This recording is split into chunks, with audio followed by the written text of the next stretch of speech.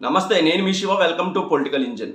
ఉత్తరాంధ్ర ముఖ్యంగా విశాఖపట్నంలో ఏ నాయకుడు పర్యటించినా సరే, ముఖ్యంగా భీమిలి లేకపోతే విశాఖ సౌత్ ఆ పరిసర ప్రాంతాల్లో ఎక్కడ పర్యటన జరిగినా సరే ఖచ్చితంగా పంచగ్రామాల సమస్య.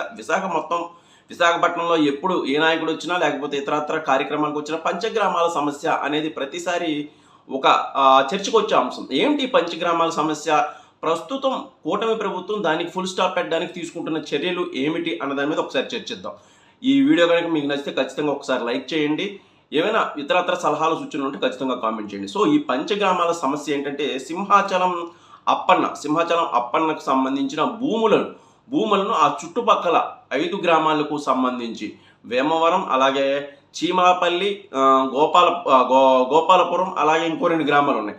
సో ఆ 5 గ్రామాల ప్రజలు చుట్టుపక్కల దానికి సంబంధించి ఆక్రమించుకొని ఒక పెద్ద అంటే 12,000 ఎకరాలకు పైగా ఆక్రమించుకొని ఇల్లు అయితే నిర్మించుకున్నారు 1976 ప్రాంతం నుంచి. అయితే 1976 ప్రాంతం నుంచి 1996 వరకు, అంటే 20 సంవత్సరాల పాటు వాళ్ళు నిర్మించుకున్నట్టే ఉన్నారు. వాళ్ళకైతే ఎలాంటి పట్టాలు లేవు. ఆ గుడి చుట్టుపక్కన పూర్తి స్థాయిలో ఒక 5 గ్రామాల వారీగా విస్తరించారు. ఆ విస్తరించిన భూములు సింహాద్రప్పన్న దేవస్థానానికి సంబంధించినవి.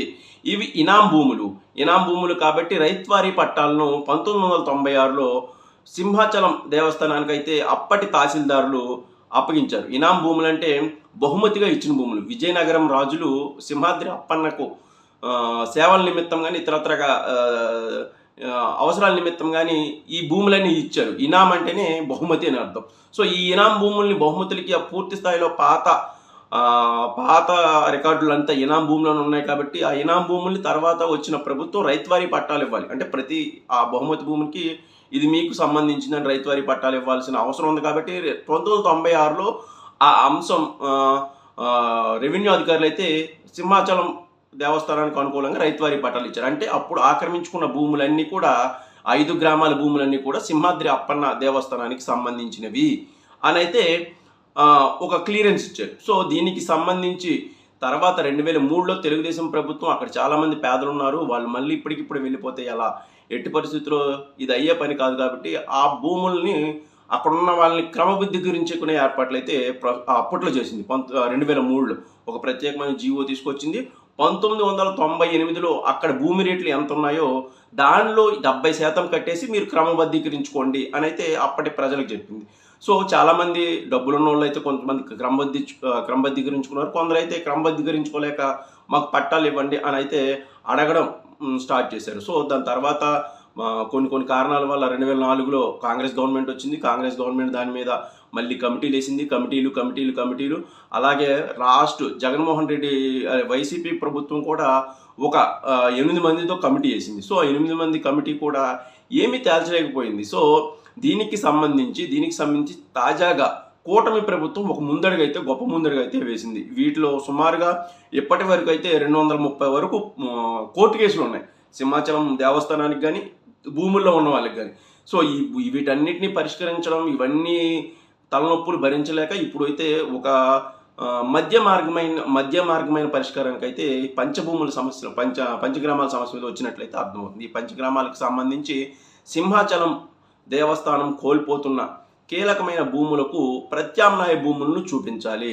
సుమారుగా 640 ఎకరాలను వేరే చోట చూపించాలి. అంటే ఈ భూములన్నీ సింహాచలం దేవస్థానం అనేది అక్కడ ఉన్న వాళ్ళకి వదిలేస్తుంది. సో ఈ భూములకు, ఈ రైతువారీ పట్టాలు ఉన్న భూములకు ప్రత్యామ్నాయంగా వేరే చోట ఆ భూములను అయితే దేవస్థానానికి ఇవ్వాలని అయితే భావిస్తున్నారు. సుమారుగా 640 ఎకరాలు. దీని వర్త్ వచ్చి 5,300 కోట్ల రూపాయలు వర్తుండే భూమి అది. సో మార్కెట్ విలువ ప్రకారం కానీ లేకపోతే బయట బహిరంగ మార్కెట్ ధర ప్రకారం కానీ సింహాచలం దేవస్థానానికి 5,300 కోట్ల రూపాయల విలువైన భూమిని ప్రత్యామ్నాయంగా చూపి ఈ పంచగ్రామాల సమస్యను మధ్య మార్గంలో పరిష్కరించాలి. మళ్ళీ ఈ కోర్టు కేసులు ఇవి చాలా పెద్ద జంజాటం అవుతుంది అనే కోణంలో అయితే కూటమి ప్రభుత్వం నిర్ణయం తీసుకుంది. ఇది చారిత్రాత్మక నిర్ణయం. ఎందుకంటే 1976 నుంచి ఇప్పటి వరకు అక్కడ ఉన్న సుమారుగా 90,000 మందిని ఖాళీ చేయించకుండా వాళ్ళ ఇళ్ల మీద ఒక హక్కును కల్పించడం. అక్కడ ఉన్న పంచగ్రామాల్లో కూడా పాపం వాళ్ళకి ఏమన్నా అవసరం ఉన్నా, ఏమన్నా ఎవరితో పెళ్ళిళ్ళకి కానీ పేరెంటాలకు కానీ లేకపోతే ఎవరైనా పిల్లల్ని చదివించుకోవాలన్నా బ్యాంకులు రుణాలు ఇచ్చే పరిస్థితి లేదు. ఆ భూములు ఆ జాబితాలు ఉన్నాయి కాబట్టి. సో ఆ పంచగ్రామాల సమస్యకి ఇప్పుడు పూర్తి స్థాయి పరిష్కారం వస్తుందని అయితే నేను భావిస్తున్నాను. ఇది భీమిలి నియోజకవర్గాన్ని కానీ, విశాఖ నియోజకవర్గంలో సగభాగాన్ని కానీ పూర్తి స్థాయిలో విశాఖలో సగం అంటే 2 లేదా 3 నియోజకవర్గాలు ప్రభావితమయ్యే కీలకమైన సమస్య. ఈ సమస్యను పూర్తి స్థాయిలో పరిష్కారం అయితే ఉత్తరాంధ్రలో చాలా కీలకమైన సమస్యను అయితే తీర్చేసినట్లు. దీనికి వెంటనే పరిష్కార మార్గం వెతకడం, న్యాయపరంగా కూడా చిక్కులు లేకుండా చేసుకోవడం, అన్నీ కూడా ప్రజలకు అంతా మేలు జరిగేలాగైతే కూటమి ప్రభుత్వం నిర్ణయం తీసుకుంది. ఇది ఫర్దర్గా ఏమవుతుంది, ఇది ఏమైనా మలుపులు తిరుగుతుంది అనేది అయితే చూడాల్సిన విషయం. ఈ విషయంలో పంచగ్రామాల విషయంలో కూటమి ప్రభుత్వం తీసుకున్న నిర్ణయంపై మీ అభిప్రాయం ఉంటే ఖచ్చితంగా కామెంట్ చేయండి. వీడియో కనుక నచ్చితే ఒక లైక్ ఇవ్వండి. Thank you.